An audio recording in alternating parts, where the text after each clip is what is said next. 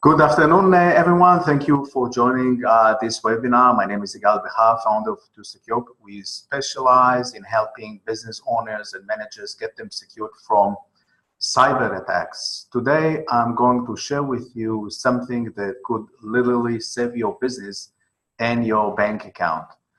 Okay, so for everyone who joined or watching this, actually it's a replay. It's recorded after the previous session, and since we had some issues with the recording, I just forgot to press the record button, so we didn't have this webinar recorded. So, and also many registered people who registered to this event actually didn't show up. So I have recorded this especially for them and for everyone else that is interested in improving the cybersecurity.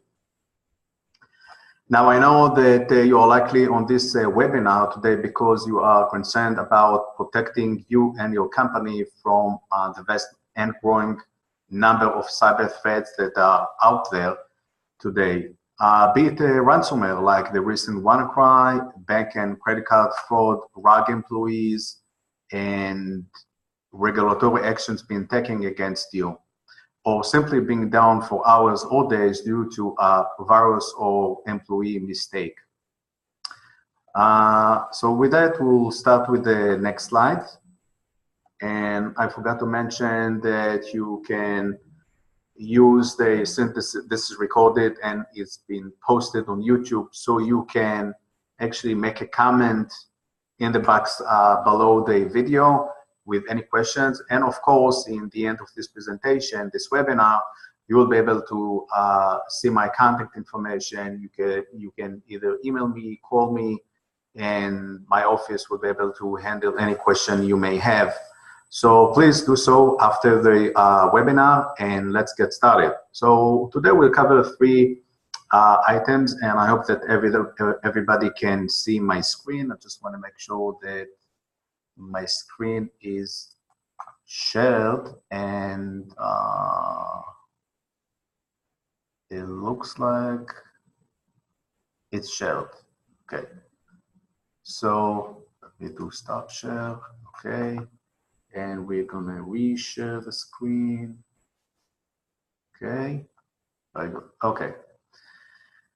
So today with today's webinar, today we're going to talk about why antivirus software solutions and firewalls are not good enough anymore, protecting your company information from the threats out there.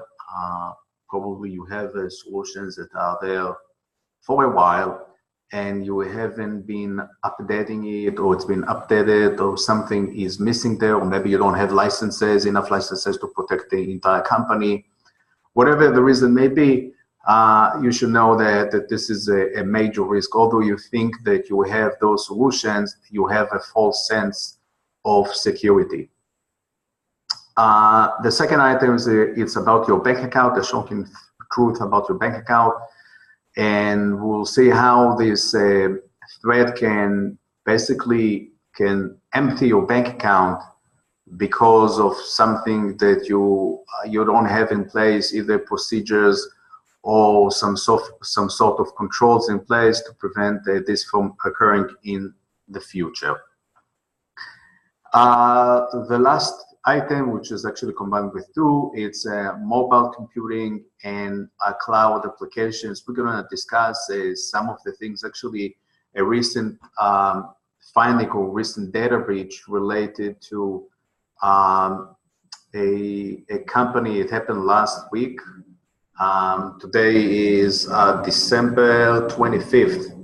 So we had this event December 20th. So that's why we're recording this specifically, but still we have some new updates during the past few days.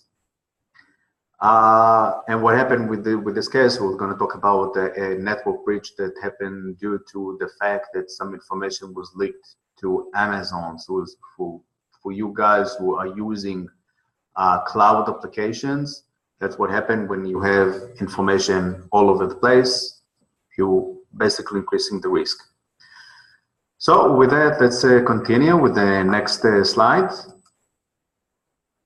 Now, I know that most of you here are having all these pieces of information all over the place. Your security measures either are not updated, are misconfigured, whatever the case may be. It means that you are a sitting duck, because those hackers, those people who are targeting your information, keep moving and looking for new ways to get into your organization, either by email, either by calling you, either by sending you letters, using the social media. They will try eventually to get in. If they haven't done so, they will do so at some point in time. And therefore, you're a sitting duck. You need to be active in this area. So the next slide. And before we begin with all the items that we just discussed, I just want to give you some information about some free bonuses that we'll get. It's a 500 bonus value. This is, as you can see, this is the Information Technology Access and Control in Use Policy. It's a $500 value for you, free to use. As you can see here in the yellow, marked yellow, you can take it. It's a Word document, edit, change your name here, put your name, make all employees, second page, make them sign, dated and sign it with their name.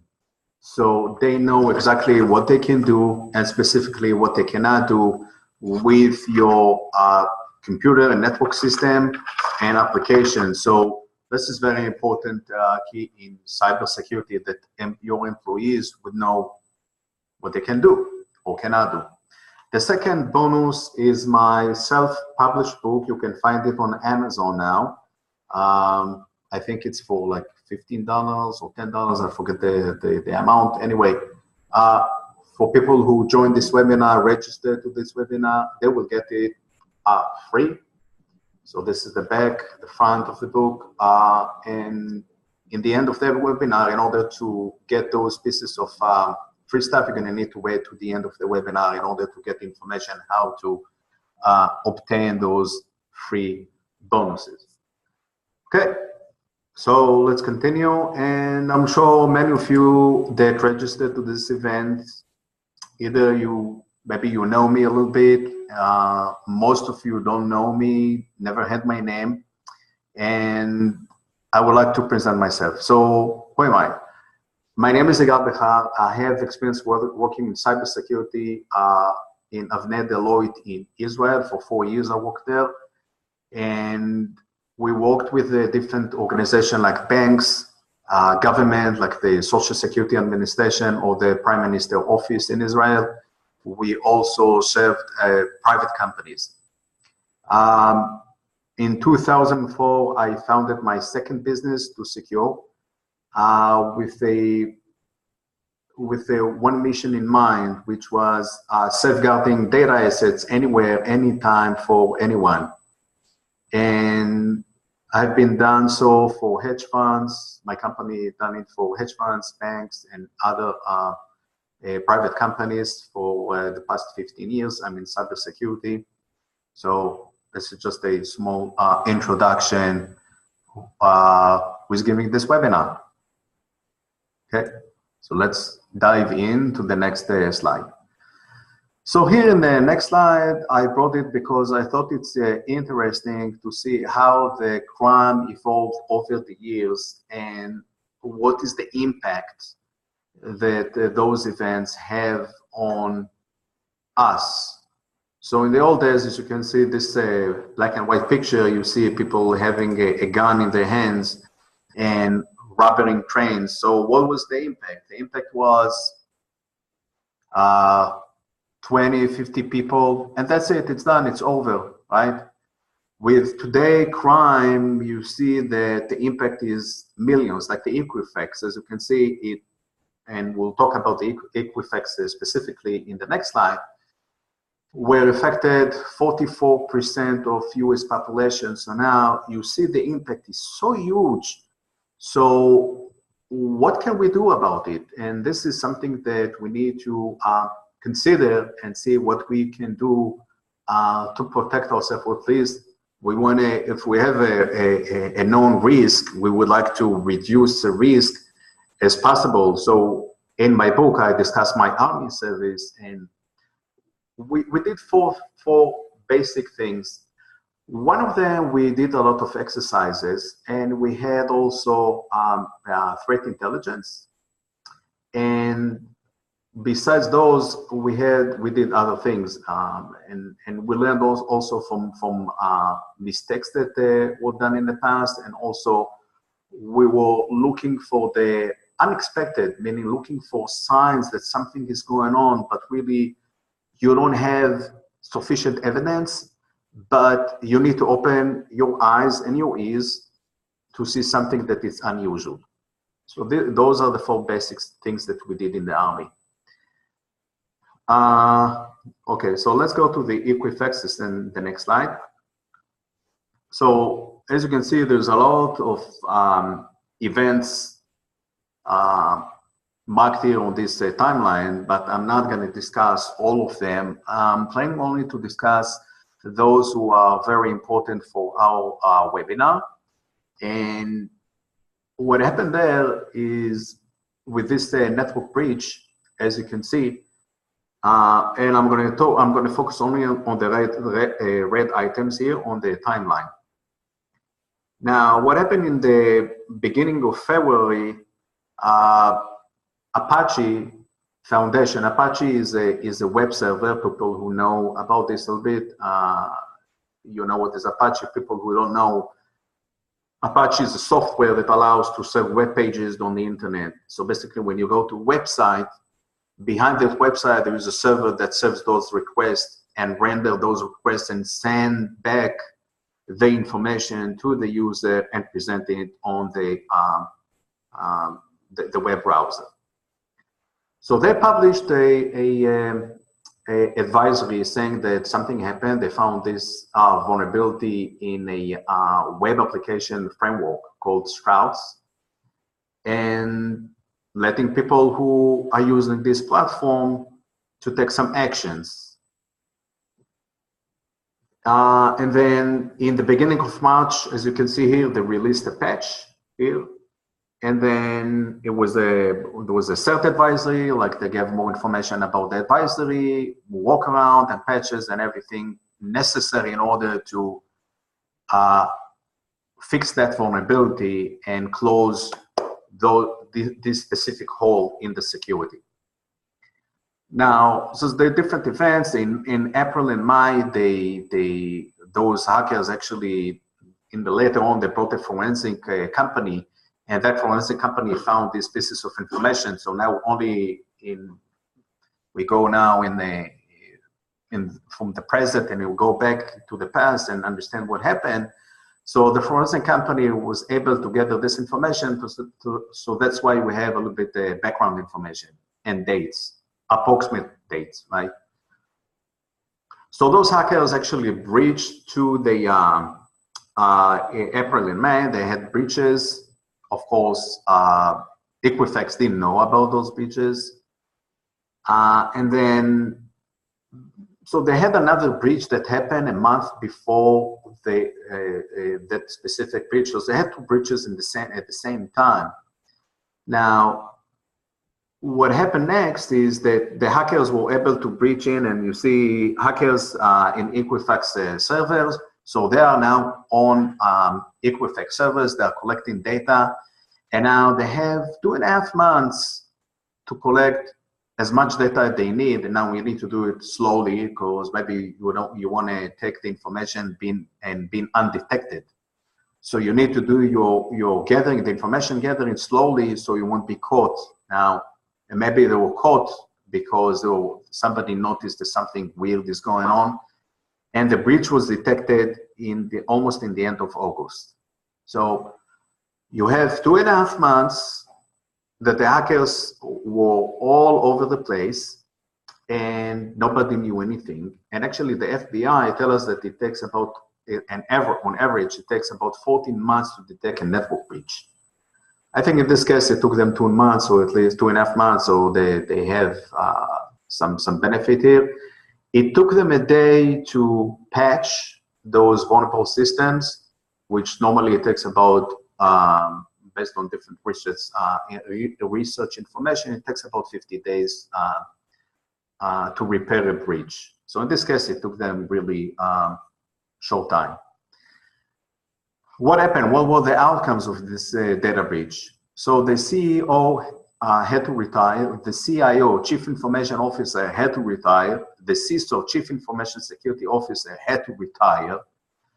So this is what the outcome, and the stock plummeted 35%, and the cost, estimated cost now, as we can see now, it's about between $200 to $300 million just to, with all the repairs, the forensic companies, adding more sophisticated solution. Now you need to understand in this case, it's not about sophisticated measure. It's not about having the best firewall. Now, and this is related to the beginning of the webinar. They have a firewall. They had a firewall. You're not going to expose internet-facing web server without a firewall. So they had a firewall, but apparently the firewall didn't protect them from this kind of breach. So having a firewall doesn't mean anything. It doesn't mean that you won't go the hacker would go without being detected. So the question is, okay, so what happened there? In Equifax, they don't have a problem with funds. They don't have a problem with resources. I'm assuming, and people would assume, hey, you know, we are a small business. We don't have those resources. And these guys have a ton of money, right, in their pockets. They could spend a lot of money on security measures, sophisticated security measures, have the people there with the knowledge, the appropriate knowledge to detect this breach, prevent it, do whatever is necessary to prevent this kind of a scenario. And it happens to the big guys like Equifax, and can happen to you as a small business. And I know many of you are retailers and you are small companies. And as you can see, the small thing that they can do in order to protect, I'm saying small, is just have patches. That's it. You don't need sophisticated measures. You don't need the best firewall. You don't need to have the best antivirus solution. You just need to have the basic procedures in place. And knowing that if there is a vulnerability out there that it's related to my systems, I need to install those patches as soon as possible, even in the price of taking down those systems, make them offline, meaning nobody can access them, and patch them and put them back up online. It would be cost them that much. Like this cost, people had to leave, stock exchange, whatever, it's a huge, huge impact. So let's go to the next slide. Okay. So now I want to give you some review what's going on the dark market or the black market out there. Now, this market is a digital market, has also some physical aspects of it, where you can find and buy specific types of information like credit cards, physical credit card, US accounts like Hotmail, Yahoo, Gmail. Also, you can find social media accounts. I'm going to talk about social media.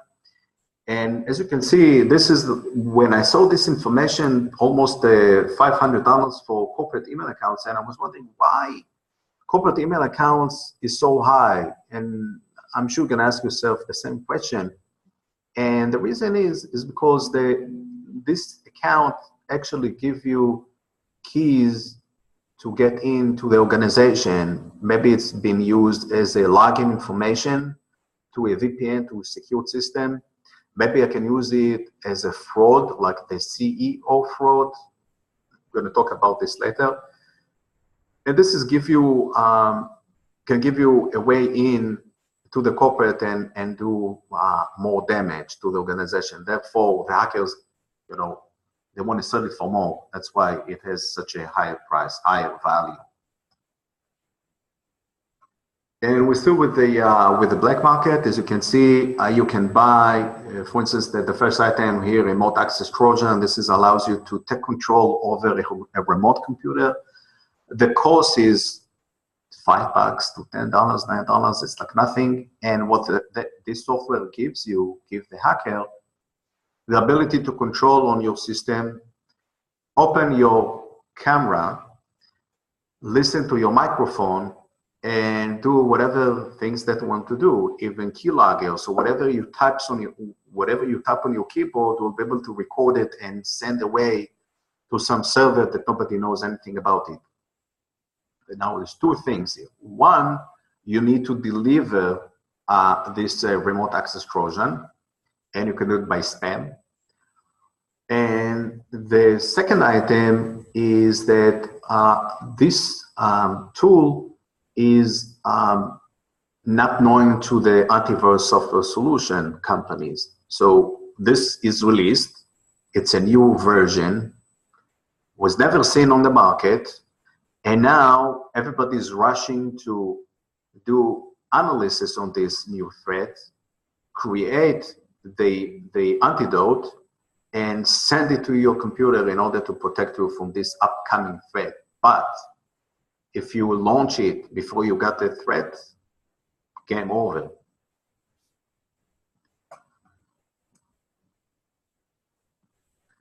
So we are now in this slide. I want to show you some research data, and I'm going to show you next. In the next slide, I'll show you some trends. I think it's important to see the trends and see what is coming or what happened in the past year and what is likely to happen in 2018. So let's review what happened, and actually we're at the end of 2017. So let's see what happened in 2017 in terms of trends. With that specific research was done in 2016 by a Panama institution, as you can see. They are specializing in cybersecurity research information. And they did a survey of almost 600 individuals in companies, small companies, that their headcount is between 100 to 1,000 employees. Now, what were they found? Here you can see they found that 55% had the cyber attacks in the past 12 months, and 50% had the data breach, meaning information, they had the cyber attack, they suffered the cyber attack, and if information was stolen from them. So 50%.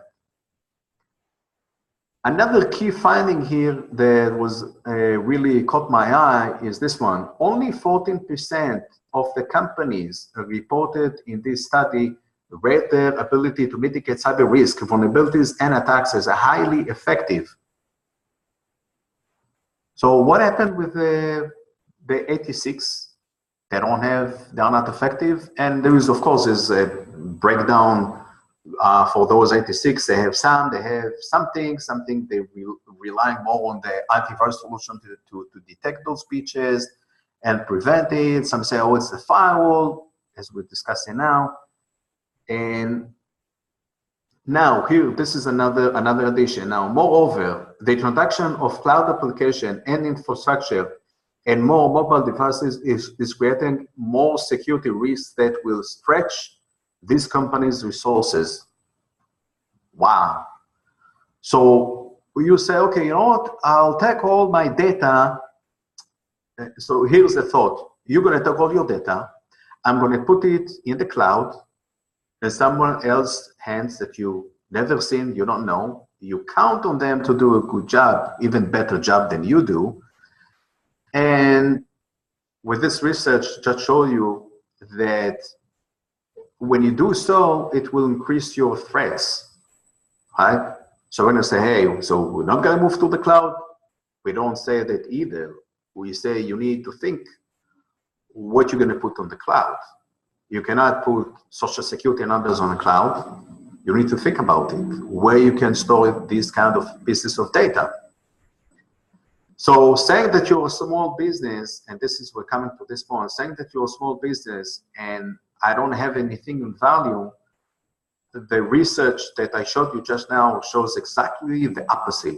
You're small, hackers know that because you're small, it means that you won't have resources, you don't have the measures, you don't have the knowledge to handle security breach or data breaches or cyber attacks, because you don't have all those resources in hand. Now, let's again ask the same question about Equifax. They had the money, they had the resources, they have a specific person that is responsible for security, the Chief Information Security Officer. He is the guy to go to in those kind of organizations, big organizations, even small organizations, right, that are responsible for cybersecurity. Yet they didn't do the obvious thing. So not necessarily having to be big and a lot of money, meaning you're going to do a better job. It's just meaning that even with smaller resources, you can do a better job than bigger organizations. That's the point. So thinking about that you're small and you have nothing to lose, you have a lot to lose. The hackers see you as a great value. Not to mention that if they were able to breach the organizations, they will be able also to get to other organizations because they can use you as a botnet. Include your computers in a botnet that will go after other businesses, right? So now they are hiding themselves, so nobody can come and say, oh, it came from those guys in China, maybe, or I don't know where. They have a proxy next to us, so they can access us without us knowing that they are coming from somewhere else, because they're using other means, like a company that were already breached, and I call it proxy, to relay messages and try to attack other targets that are out there. So the size is not the case here. So I know that, again, some of you are retailers, and I know some of you are not retailers, whatever the case may be. The next slide, actually, you had the ability to see the next slide. And I wanted to ask if you guys know what is the average cost repairing a lost or stolen record. And you see it here, it's between $80 to almost $400, which $400 represents healthcare record. If we're talking about credit card information, it's about $200 to repair that stolen record. Now, this is not including the list that you see here.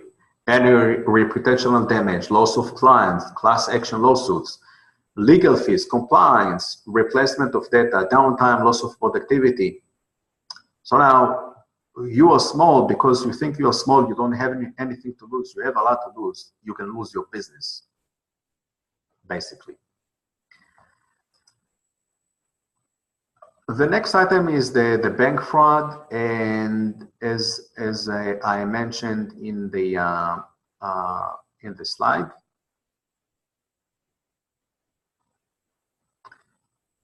and FDIC does not protect you from bank fraud. The banks do not protect you from this kind of fraud because from their perspective, they got an order. The order was legit to move money from your account to another account somewhere else in the world, right? So they did whatever they need to do. They verify whatever they need to do based on their protocols, and they move the money.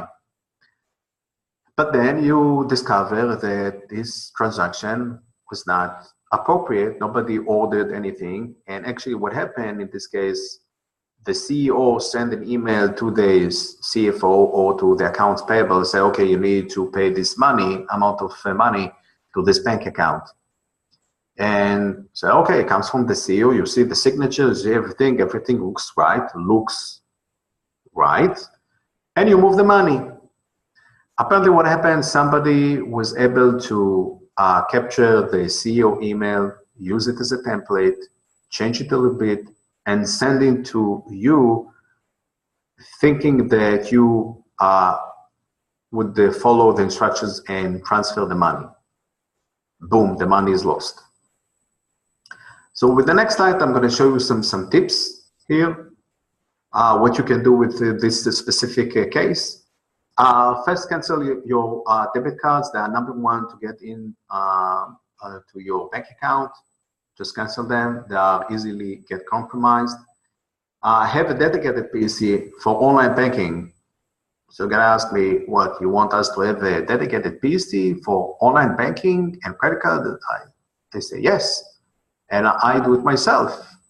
I'm accessing a specific, in my case, I'm using virtual machine that is only being used for credit card, accessing credit card, and also accessing my bank account. Don't use it for social media. Don't download unknown applications. I mean, still you need Office, maybe you need to have some sort of word processing, printer. So you need to have the basic stuff, but don't use it more than, let's say, for more than just accessing the bank account.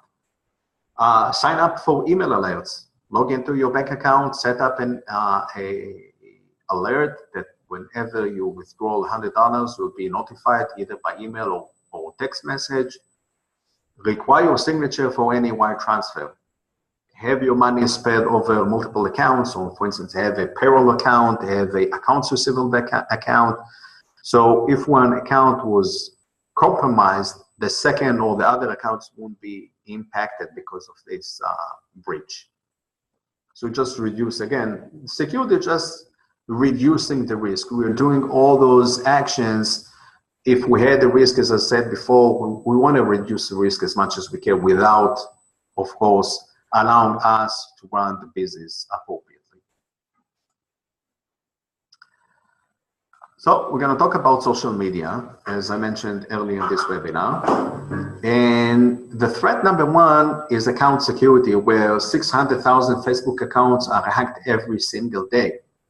And here we can see a sample of email that was sent here and request the user to update his account information. Now, this, we call it in the professional cybersecurity, we call it phishing email. And when you click on this button here, the update, will take you to a Facebook looking website. You're gonna put your credentials, you're gonna press submit, right? To authenticate, it will collect your data and forward you to the real Facebook website. So you won't see the differences. It's going to be very quick, so you won't be able to know what happened, and boom, they got your credentials. Now you don't have any credentials. I mean, they got your credentials, you don't know what happened. You think that something happened, but you don't know.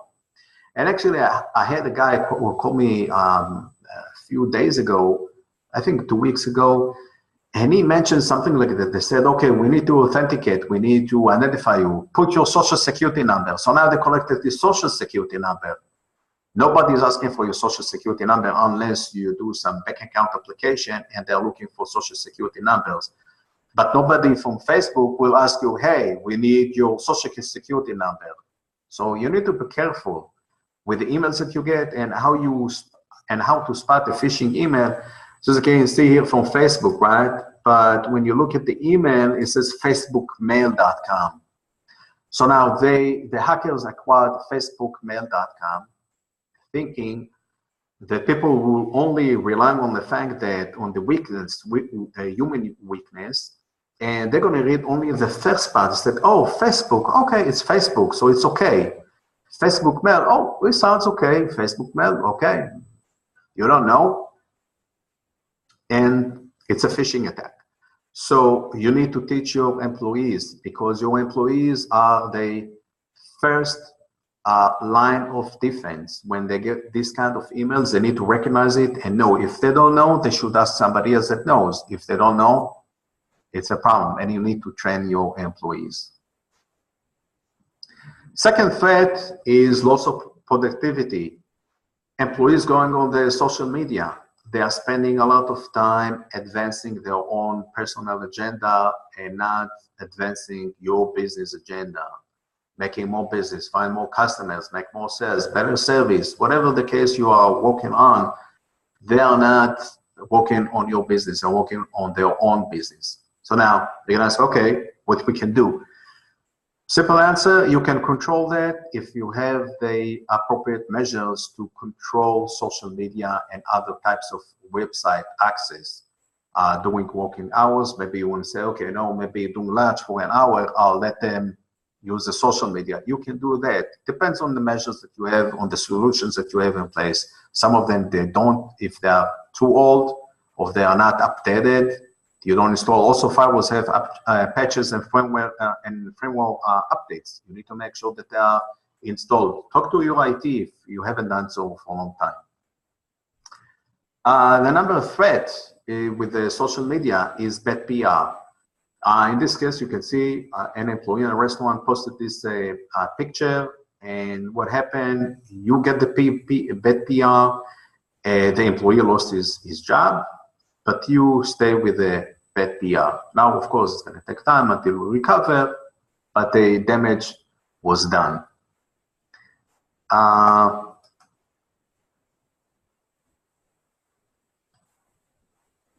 Okay. Oops. Okay, so the next item that I want to talk about is ransomware. I know we did we sent a question out there to ask what people would like to know about, threats that are out there, like getting some measuring to see what people have in mind. And most of you asked me to talk about ransomware. So now's the time. So to talk about the trends and what is out there. So in this picture, as you can see, again, the same sample as Facebook, right? They're sending phishing email. In this case, you think it's come from FedEx. It says FedEx package, but it's not coming from FedEx. And again, they're counting on your user's stupidity to open that attachment and extract information, the file here, as you can see it here, and run it.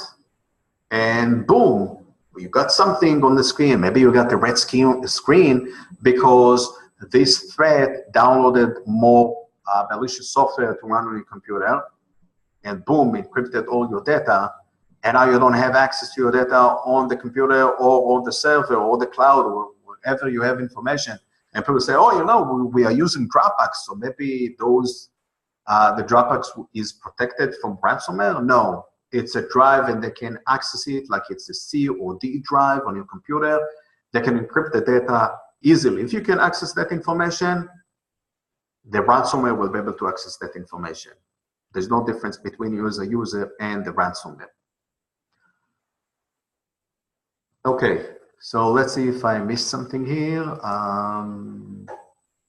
Okay, so with the ransomware, I would like to mention the WannaCry and NotPetya. And this is actually, again, relates to the Equifax slide. We're talking about patches, right? So in the case of NotPetya and WannaCry, how the malware was able to move between one computer to another computer, this is because they found a vulnerability on the Microsoft network computers. So most of you using Windows, if you want to share files, share printers, so it uses this specific vulnerability and then it jumps from one computer to another computer. So let's say employee got an email. For instance, I got this email, I open this attachment, it runs on my computer, and then it's looking for around the network to find more computers with the same vulnerability. Once they find those computers with this specific vulnerability, they will jump into that computer and do the same thing, encrypt the data. So what you would do, so let's say the employee was not trained, okay, to spot a phishing email. What can you do to prevent from it to spread all over the network? The answer is install patches, right? So in this case, I would like to ask you a question. If you had a network breach, what you would do? If you had a ransomware, would you pay the ransomware? Would you pay the ransom? Will you go and acquire Bitcoins? Now, a lot of companies, I just keep reading it all over the place, that a lot of companies now buying Bitcoins. Now, Bitcoin now, I don't know if you know anything about it, it's virtual money, right? The value of Bitcoin, one single Bitcoin is $19,000. So Are you going to buy Bitcoins? It's going to be very expensive and very painful to your pocket. Now, I want to bring something here about the ransomware. This is just something that, again, caught my eye again. And I'm sure people here would ask themselves, people who didn't ask me about ransomware, but is ransomware, is it a real threat? So let's see. And this came from the Justice Department. I'm going to read it from the piece of paper here. So it says like this. As of September 2016, the Justice Department reported more than 4,000 ransomware attacks daily since January 1st, 2016. Now get this. This is a 300% increase over the approximately 1,000 attacks per day seen in 2015. What do you think? Is this a real threat? I think it is. Okay. Next slide. Let's talk about trends, right? I promise we'll talk about trends. So now this is a 5 years trend, and this is statistics come from AV test, antivirus solution, as you can figure it out, AV. And as you can see, 2017, they had increase based on what they're reporting here, 100 million addition in malware, new malware were introduced to the market. Now, this is coming only from one company. There's about 55, I think, 55 or 60 antivirus solution companies out there that are developing this kind of solution. And I'm sure the number is, instead of like this linear, it's going to be exponential, right? So the question is, again, and I'm going back to the first slide in my webinar, the second slide in my webinar, can antivirus solution can keep up with these kind of trends? Can they sustain, as they said here, 1,000 attacks per day? What do you think? Can they sustain this 100 million, probably more, 500 million in the past year? Moreover, let's look about the trends in the past 12 months, right? As you can see here, 274,000 new malware per day. Do you think that your solutions out there can handle this kind of change? And as we saw in the previous slide, over the years, it's just growing, right? So now, what is going to be in 2018? What's going to be 2019? What's going to be 2020? It's going to be much higher. What are you going to do about this? If you had a data breach, what you would do? The next slide here, we're going to talk about the mobile application, mobile phones. And I'm sure everybody here is using, oops, it's jumped. I'm sure a lot of you using mobile phones to either access your bank account, credit card, whatever the case, doing some shopping, Amazon, right? Everybody is using that. Or buying even train tickets. I know I did it over the summer. I used to buy everyday tickets for the train. So my credit card information was basically stored on the mobile phone. So now, as you can see here, the same with the trends with the malware on phones is also upwards, linear upwards, increasing every year.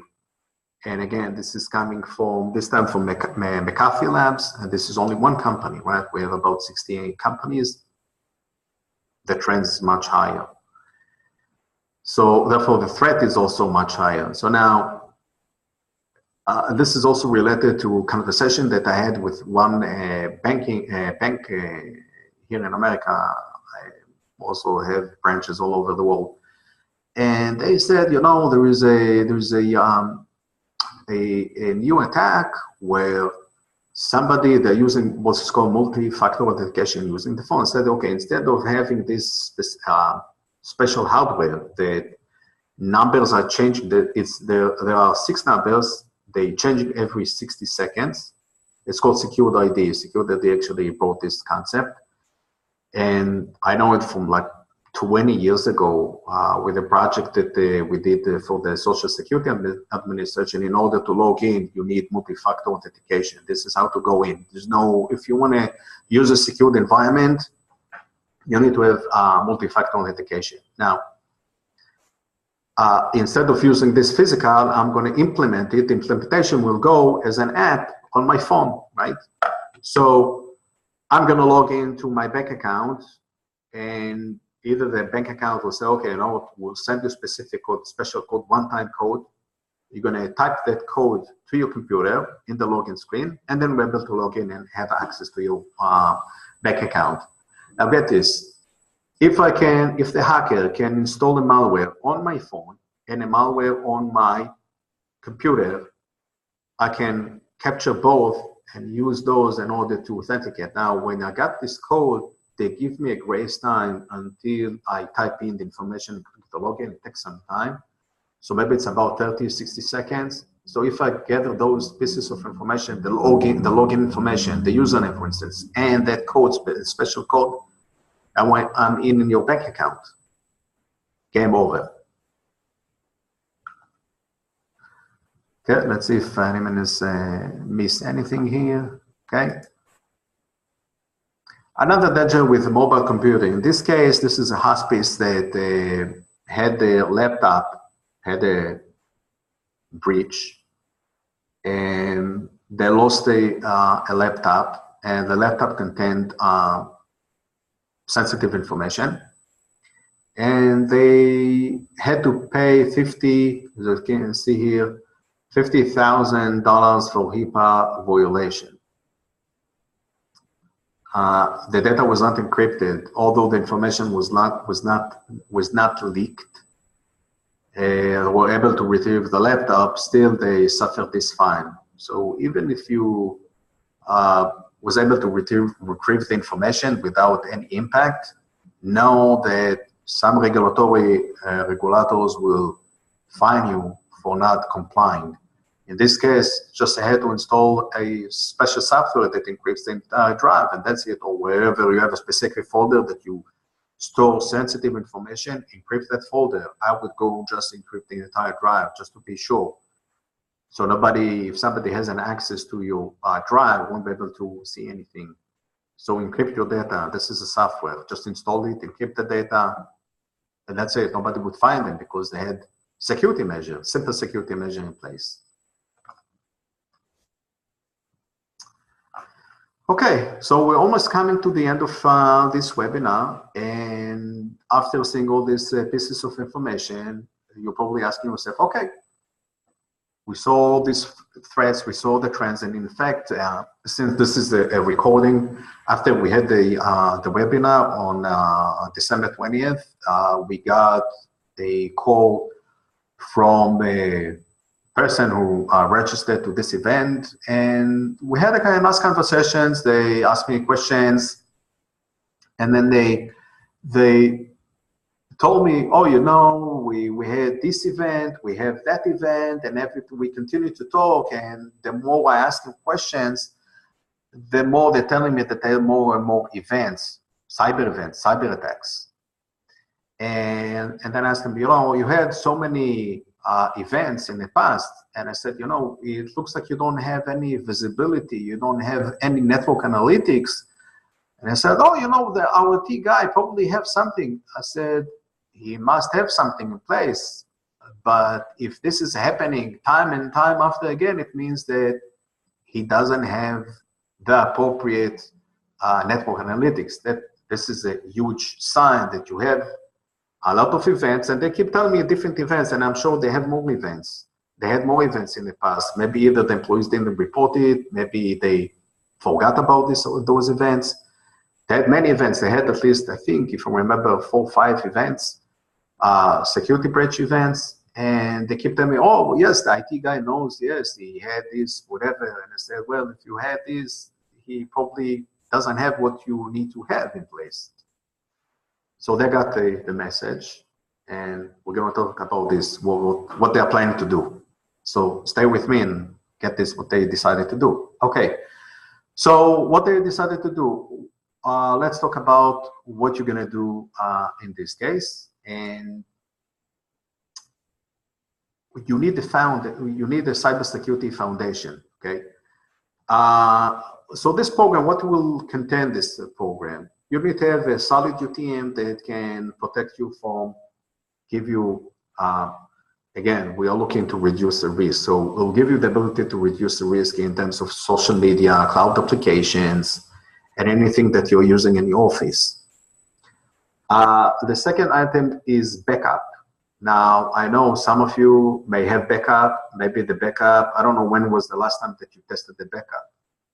It's a good question. So if your IT does your backups, you need to ask him, okay, can you tell me when was the last time that you did a restore and that restore was successful?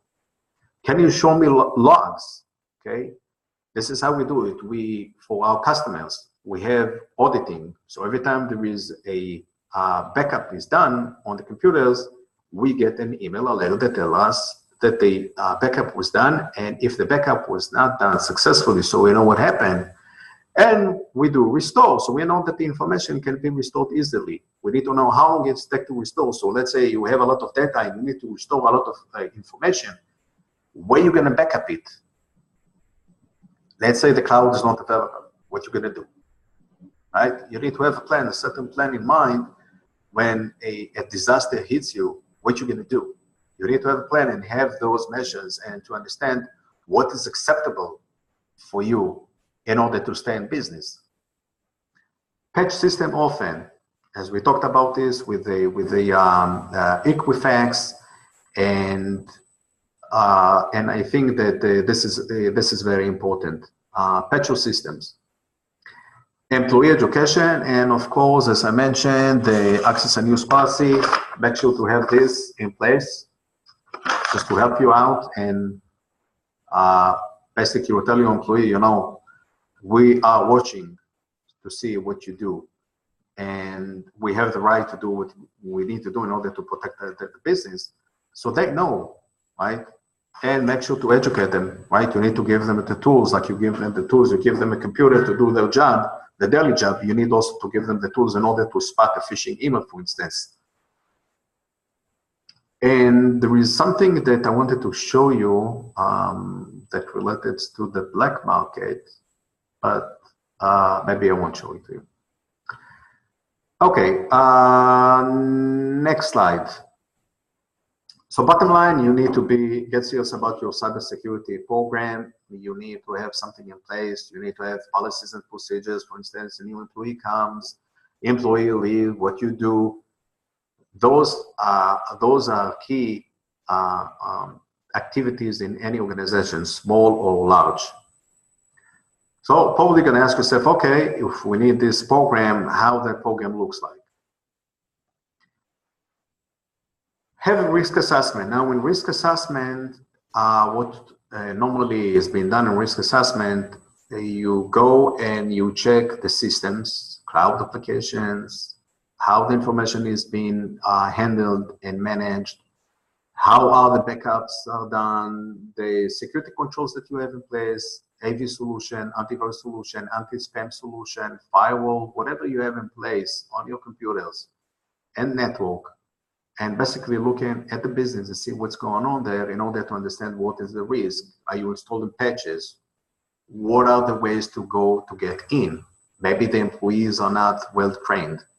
Maybe you have your credentials out there on the black market that somebody can go and buy and use those in order to get into the organization. For instance, I've seen in this case that I give you an example, with a company that called me after the event last Wednesday, and I said, you know, I'm going to look to see if you have any information on the black market. And guess what? I found some information about them. There's almost any company you can find information about them. Everyone you can find information. So it's a rare case. And if you didn't find anything now, you'll be able to find this pieces of information in the future. So let's say we do a search now, a month later, I'm sure I'll be able to find more information about them if I haven't done so. So now, after knowing the risks, after knowing what's going on, we have business impact analysis, we see what's going on. Now we can go and formulate a plan that it's going to be a remediation plan where we give you options. And I know some of the people already asked me in the original webinar, okay, what should we expect in terms of costs of the remediation plan? And I said, I don't know, I have no idea, because first I didn't do the risk assessment, so I don't know what you have in place. And second, maybe you have a different threats that I don't know, and every business is different in terms of how things are set up and what they have in place. So really, I cannot give you any estimate.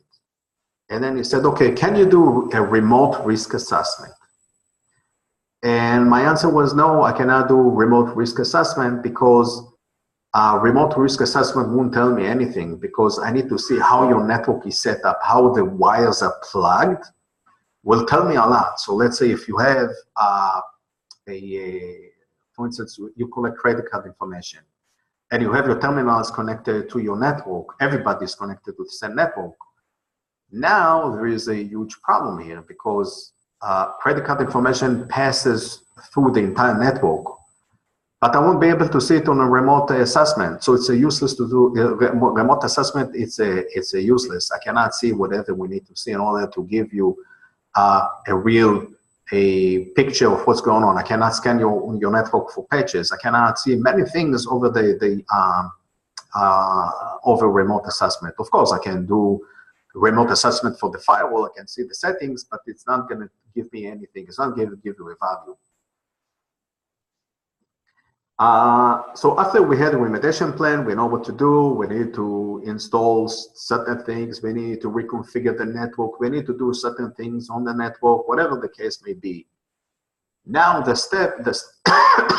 third step is the ongoing. Now we need to maintain the status of better security than you had before.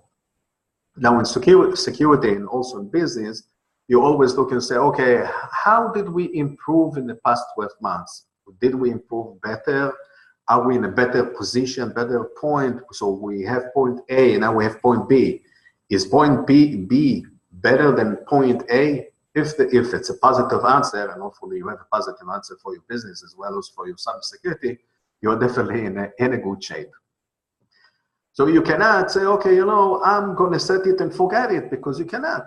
You need to have those measures and keep network analytics. You need to know what's going on. You need to have visibility, digital eyes to look at the network and see what's going on there. And without the appropriate tools and without the knowledge and the resources, you cannot do it just like that.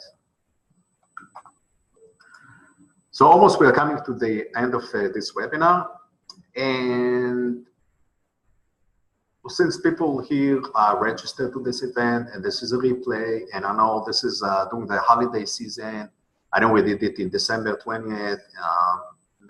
Today is December 25th, and not many people could even, say, okay, we want the free assessment. We want to engage with you. We want to ask you any question, because they either traveling. I know people contacted me and said, hey, would you have a recording, because I won't be able to attend. So I'm going to extend my offer and give you more time to respond. Basically, we have 9 spots. So whenever those 9 spots, I'm not going to give the time. Maybe I would, January 1st, 2018. I think it's a good date. So you have by the January 1st, 2018 to respond to this offer, to the free risk assessment. Now you're going to ask me, okay, why do you give the risk assessment free? So here's the thing. Normally, risk assessment, it's a paid service. Company is paying anywhere between $2,000. And again, this is depending on the size of the business, the complexity of the business, how many employees, how many systems. They have many locations. You need to travel to different locations to see what's going on in each location. It's going to cost thousands and thousands and thousands of dollars, right?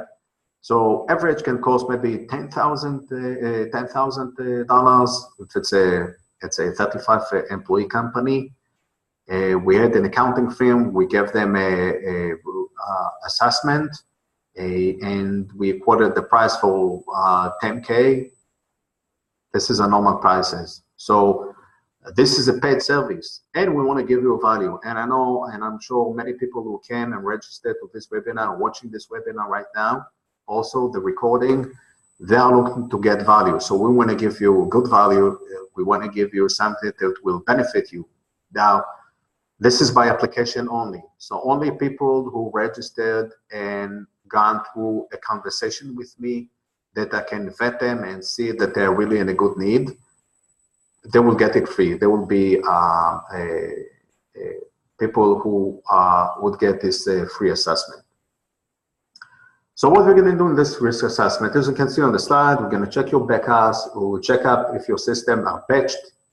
We're going to check too, I would say in every business you have it almost, although I have in some businesses they don't have even a firewall, and some regulation required them to install a firewall, or the bank said, oh, you know, you need to have a firewall. So they installed the firewall because this is a requirement. They don't have a choice. They need to comply. So we're going to test the firewalls, and 99%, I want to say, we found issues specifically with firewalls. And this is because when a person that has no security in mind and doesn't think like a hacker would install the firewall misconfigured. And most IT guys that I know out there, not to say that are bad guys, there are very good guys out there, IT guys, and I know they do a great job. But when it comes to cybersecurity, they don't do the appropriate settings. They misconfigure the firewall. And this is what happens. So I'm going to ask you a question. If you are having an eye problem, and actually I discuss it in my book, I ask people, okay, if you have an eye problem or a heart problem, whom are you going to go to get the treatment? Who's going to do the surgery? Your general doctor, the general physician, or your specialist, or eye doctor, or your heart doctor? Those guys will check your eye. In this case, in cybersecurity, it's a specialty. It's not something that everybody really understands. And although you're going to see that a lot of IT guys and IT companies are inching into the cybersecurity and can say, hey, yes, we are experts. You need to ask them, how expert are you? Show me some evidence that you know security. And here by this webinar, I show you personally that I have the credentials to handle cybersecurity. The next item, I'm going to check the antivirus solution and spam solutions. Some of them are not updated, misconfigured, they are missing something. They are not sending any log alerts or whatever. So again, misconfiguration issues. Now, the next two items are very important in risk assessment. What we're going to do, the fourth item is looking for suspicious activity on your computer and network. Now, I cannot do it on a remote assessment. I'm going to need to be on site to do this assessment.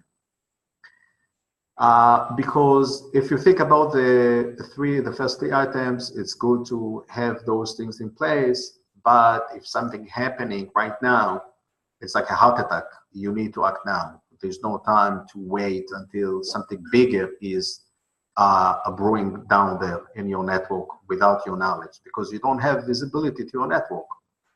So we're going to do this just to make sure, see that you don't have any suspicious activity on the network. The fifth item is looking for information on the dark market, seeing if we can find your credentials and other social security information or financial information or any PII, private information, identification information on the dark market that can be used to attack you.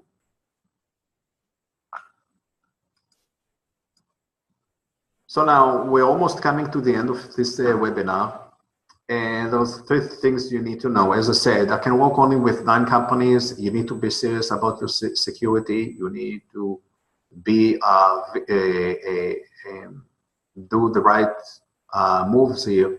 in order to get started. Of course, there's no obligation to buy, do anything. We can do the risk assessment, give it to you free, tell you what's going on, what you need to do, what are the estimates, what you need, and so forth. You're gonna need to decide if you want us to do the remediation work, or you would like to use your current IT guy, company, whatever you have in place, your uncle, your friend. As I said, it's by application only, and we want to have a good impact on the companies with we're going to work with them. So the last slide here is just to give you the information how to obtain the free stuff, as I said, the policy, and where's the book? And the book, okay. As I said, this offer will expire since we are extending more time since the holidays and everything out there. By January 1st, 2018, you have the time to respond to this offer to take the risk assessment, the free risk assessment. Registration, you need to go online and register. And also you can send an email or call the office, and we will be able to put you in our schedule, and also do the interview, just to making sure that you are qualified for the risk assessment. And the last line here is, as you see, you can download this book as a PDF. So you can just go to our website, sign up. You see free book. Put your information, sign up, you'll get an instant access as a PDF file. You can print it or read it online of this, the physical book. In any way, we'll mail you this book, so you're gonna need to send us your mailing address. I know one question came up. Actually, we had two questions. One about what would be the cost for remediation plan. So I answered this question. The second question was insurance. Now, about insurance, you need to have cybersecurity insurance. We can help you obtain this insurance, at least what you need to do, and examine what kind of insurance you have. Maybe that insurance is not sufficient, but we can help you with that as well. Insurance it's important to get insurance before you have a problem. So if you want coverage, right? So as I said in the beginning of this webinar, this is a recording of the webinar that we had on December 20th. You can either email me or call and ask me any question. I'm here to help, and I'm glad you came here and watched this. And also, let's see, I would like to, before we conclude this webinar, I want to show you here. As I mentioned in the webinar, when talking about the black market, so this is a dashboard from a black market website, and this guy in the past months in 2017 made almost $300,000 by selling credentials. Right? We talked about credentials, right? He has almost 9,000 clients. This is his balance in Bitcoins, as you can see. This is the amount of sales that he made during this time. Excellent. Let's show you another one. This is credit card reports. So you can buy it. And also here, you can buy here, for instance, different websites. You can buy credentials, as for Chase.com, Citibank, Target.com, Wells Fargo, TD Bank. You can buy those accounts, and this is the cost to buy each account. You see, doesn't cost that much. You pay it in Bitcoins, and you have the ability to access those accounts. So as you can see, this is it's a real threat out there. And so let's put the screen share back again. Okay, see the screen. Okay. So we're coming to the end of this presentation. Oh, I think I mentioned out there about the cloud. So there was another breach actually announced last Tuesday. A company called, a marketing company called Ortrix. Someone was able to find 120 million records of people that was on Amazon Bucket. I don't know if you people heard about Amazon Bucket. So Amazon Bucket is like a drive. You can just 4 files over there as a sharing place, and they found gigas upon gigas of data that was exposed there, and different types of information like they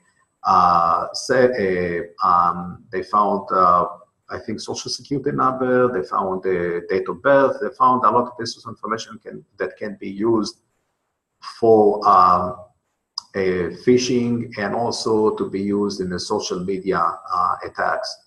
So again, if you're using cloud application like Dropbox or any kind of application to share documents, in many cases, employees in your company created the Dropbox to share information with the outside companies. Let's say you have a vendor that provides you some certain services and you want to share with them information. Your employees may share that information without your knowledge.